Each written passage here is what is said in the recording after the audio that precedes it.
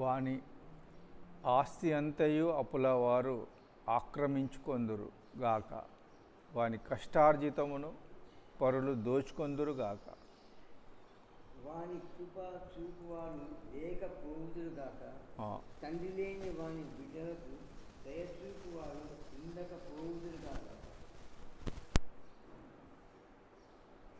వాని వంశము నిర్మూలము చేయబడును గాక, వచ్చు తరమునందు వారి పేరు మాసిపోవును గాక. వాని పితరుల దోషము యెహోవా జ్ఞాపకములో ఉంచుకొను గాక, వాని తల్లి పాపము కడపబడును గాక. ఆయన వారి జ్ఞాపకమును భూమి మీద నుండి కొట్టివేయునట్లు ఆ పాపములు నిత్యము యెహోవా సన్నిధిని కనబడుచుండును గాక.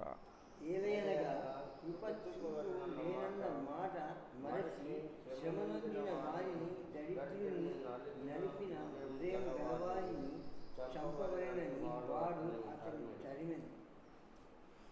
శపించుట వానికి ప్రీతి గనుక అది వాని మీదికి వచ్చి ఉన్నది. దీవెనయందు వానికి ఇష్టం లేదు గనుక అది వానికి దూరం ఆయను. తాను పైన బట్ట వేసుకున్నట్లు వాడు శాపమును ధరించెను.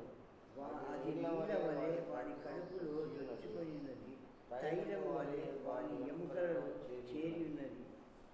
తాను కప్పుకొని వస్త్రం వలెను, తాను నిత్యము కట్టుకొను నడికట్టి వలెను అది వానిని వదలకుండును గాక. నా విరోధులకు నా ప్రాణమునకు విరోధముగా మాట్లాడు వారికి ఇదే యెహోవా వలన కలుగు ప్రతీకారం. దేవుడు తన పరిశుద్ధ వాక్యమును మన మిడికిలో దీవించి ఆశీర్వదించును గాక.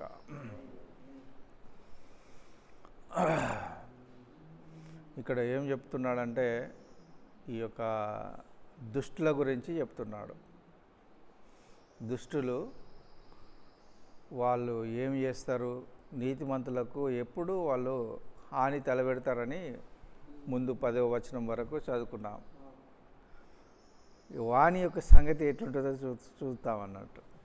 దుష్టుడు వాని ఆస్తి అంతయు అప్పులవారు ఆక్రమించుకుందురుగాక. వాని ఆస్తి అప్పులవారు ఉంటారు అన్నట్టు. దుష్టునికి ఎవరుంటారు? అప్పులవారు ఉంటారు. వారు ఏం చేస్తారు? వాని ఆస్తి అంతయు ఆక్రమించుకుంటారు అన్నట్టు. వాని కష్టార్జితమును పరుల దోచుకొందురుగాక. వాని కష్టార్జితం అంతయు పరులు దోచుకొందురు. కష్టార్జితము దుష్టుడు చేస్తాడు, నీతిమంతుడు చేస్తాడు. కష్టార్జితము దుష్టుడు చేస్తాడు, నీతిమంతుడు చేస్తాడు. కానీ దుష్టుల కష్టార్జితము పరులు దోచుకొందురుగాక. వానికి కృప చూపు వారు లేకపోవుదురుగాక. కృప అనేది చాలా ఇంపార్టెంట్. ఇది ఎవరికైనా కృప అవసరం. భూమి మీద పుట్టిన ప్రతి మానవునికి కృప అవసరం అన్నట్టు. కృప చూపేవారు కరువైదురుగాక అని అంటున్నారు. తండ్రి లేని వాని బిడ్డలకు దయచూపు వారు ఉండకపోదురుగాక. తండ్రి లేక బిడ్డలు ఉంటే వారికి కృప దయ అనేది చాలా ఇంపార్టెంట్ అన్నట్టు. ఈ కృప దయ చేతనే ఎస్తేరును చూడంగానే రాజు ఏం చేసిండు? ఇష్టపడ్డాడు. అంతమంది ఎస్తేరు కంటే మంచి వాళ్ళు ఉంటారా? మస్తు ఉంటారు.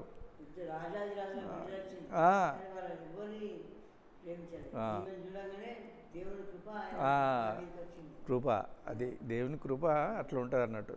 కృప చూపువారు లేకపోదురుగాక. తండ్రి లేని వాని కృప బిడ్డలకు దయ చూపువారు ఉండకపోదురుగాక. వాని వంశము నిర్మూలం చేయబడుతుంది అన్నట్టు. వంశమే పెట్టుకుంటాడు అన్నట్టు. ఇది ఏంటిదంటే ఈ యొక్క వేరు అన్నట్టు. వంశం అంటే వేరును గొడ్డలి పెట్టి నరికేస్తాడు అన్నట్టు. వచ్చు తరము నందు వారి పేరు మాసిపోవునుగాక. వాని పితరుల దోషము వాళ్ళ పితరులు ఎట్లుంటారంటే వాళ్ళ దోషాన్ని యెహోవా జ్ఞాపకం ఉంచుకుంటాడు అన్నట్టు. దేవుడా నువ్వు జ్ఞాపకం చేసుకో అని ఇక్కడ అంటున్నాడు అన్నట్టు. వాని తల్లి పాపము తడువు పెట్టబడక ఎండునుగాక. అని తల్లి పాపము ఎట్లుంటుందంటే అది చాలా శాపముగా ఉంటుంది అన్నట్టు. ఆయన వారి జ్ఞాపకమును భూమి మీద నుండి కొట్టివేయినట్లు ఆ పాపములు నిత్యము యెహోవా సన్నిధిని కనబడుచుండుగాక ఆ, సదాకాలం సదాకాలం వాడు ఏమి చేసినా వాని పాపం మనుషులందరూ పాపం యెహోవా సన్నిధిని ఆ. ఉన్నట్టే ఉంటుంది. ఆ, పాపము అందరు చేస్తారు కానీ వాళ్ళది నిత్యము యెహోవా సన్నిధిలో కనబడుచుండును గాక అని ఈయన అంటున్నాడు. ఏలయనగా కృపచూపబడిన మాట మరచి శ్రమ నొందిన వారిని దరిద్రుని నలిగిన హృదయము గలవారిని చంపవలెనని వాడు అతన్ని తరిమే ఈ యొక్క నీతిమంతుణ్ణి తరిమిండి అన్నట్టు.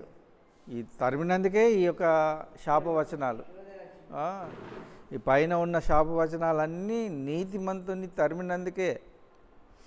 ఏలైనగా కృపచూపవలనన్న మాట మరచి శ్రమ నొందిన వానిని దరిద్రుని నలిగిన హృదయము గల వానిని చంపవలనన్నాడు. ఎందుకు చంపవలనన్నాడు అన్నట్టు. ఎందుకు? వాడు చంపుతాడు కనుక వానికి ఈ శాపాలన్నీ దయచేయను గాక. చంపుట వానికి ప్రీతి గనుక ఆ, అది వాని మీదికి వచ్చి ఉన్నది. ఆ, దీవెన యందు వానికి ఇష్టము లేదు గనుక అది అది వానికి దూరమాయ దూరమాయెను. శపించుట వానికి ప్రీతికరం. శపించుట వానికి ప్రీతికరం కనుక అది వాని మీదికి వచ్చి ఉన్నది. దేవుని యందు వానికి ఇష్టము లేదు కనుక అది వానికి దూరమాయెను అని అంటున్నాడు. ఎవరికి? దుష్టునికి. తాను పైబట్ట వేసుకున్నట్లు వాడు శాపమును ధరించును. మనం పైబట్ట వేసుకుంటాం కదా, ఈ ఇశ్రాయేలీలు ఏం చేస్తారంటే ఇక పైబట్ట వేరే ఉంటుంది, లోపల బట్ట ఉంటుంది, పైబట్ట వేరే ఉంటుంది. పైబట్ట వేసుకున్నట్టు శాపము ధరించుకుందరు. అది నీళ్ళ వల్లే వాని కడుపులోనికి జొచ్చి ఉన్నది, తైలం వల్ల ఎముకలలో చేరి ఉన్నది. ఏంటిది?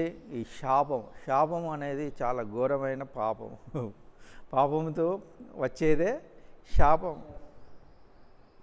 తాను కప్పుకొని వస్త్రం వలె తాను నిత్యము కట్టుకొను నడికట్టు వలెను అది వానిని వదలకుండదు. నడికట్టు అని అంటే బెల్టు ఎట్లా ఉంటుందంటే ఇక ఎప్పటికీ ఉంటుంది అన్నట్టు. ఈ విరోధులకు ప్రాణములకు విరోధముగా మాట్లాడు వారికి ఇదే యెహోవా వలన కలుగు ప్రతిఫలం. దేవుడు దీవించాలి. మనం ఎవరినైనా కూడా దీవించాలి. శపించడం నోటికి వచ్చిందంటే వాడిని ఏం చేస్తాడు? నా విరోధులకు నా ప్రాణమునకు విరోధముగా మాట్లాడు వారికి ఇదే ప్రతీకారం అని చెప్తున్నాడు అన్న. వివేకిని మనం శపించే అధికారం మనకి ఇయ్యలేదు. ఇయ్యలే అంతే. మనం దీవించాలి అంతే. మనం దీవించాలి, మనం దీవింపబడాలి మనకు ఎంత అన్యాయం చేసినా కూడా దేవుడా దాన్ని ఆచరించమని అనాలి అంతే. అంతే తప్ప శపించే అధికారం మనకి ఇయ్యలేదు. ఇయ్యలే. మా అత్తను మా పిల్లాన్ని ఏం చేద్దాం? శపించు అని అంటే కుదరదు. అది కుదరదు. దీవించు అనాలి. దీవించు అంటేనే వాడు శపించబడతాడు. దేవుడి పరిశుద్ధ వాక్యమును మన మెడికల్లో దీవించును గాక.